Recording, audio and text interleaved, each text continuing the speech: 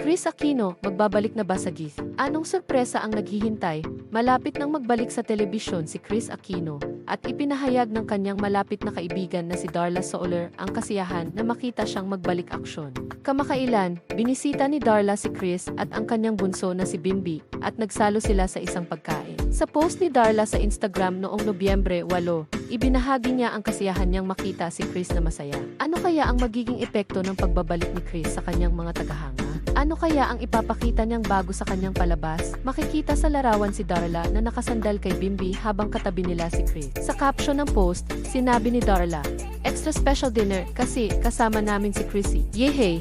Ipinakita din niya ang excitement niyang makita si Chris na magbalik aksyon. Bagamat hindi binanggit ni Darla ang detalye ng palabas, nauna nang sinabi ni Chris na maglalabas siya ng bagong show bago matapos ang 2024.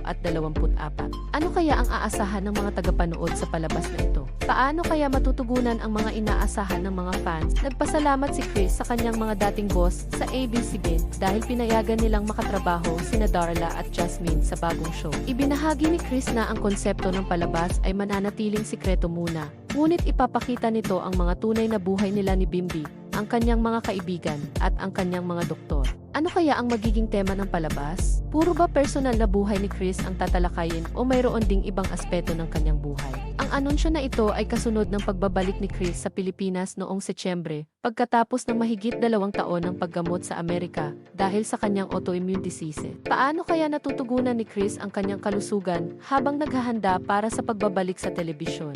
Makikita kaya ito sa kanyang bagong palabas bilang bahagi ng kanyang kwento? Habang naghahanda na para sa kanyang bagong show, maraming fans ang excited na makita muli si Chris sa telebisyon. Malaki ang posibilidad na magiging tagumpay muli ang kanyang pagbabalik. Ano kaya ang aasahan ng mga tagahanga sa kanyang bagong palabas?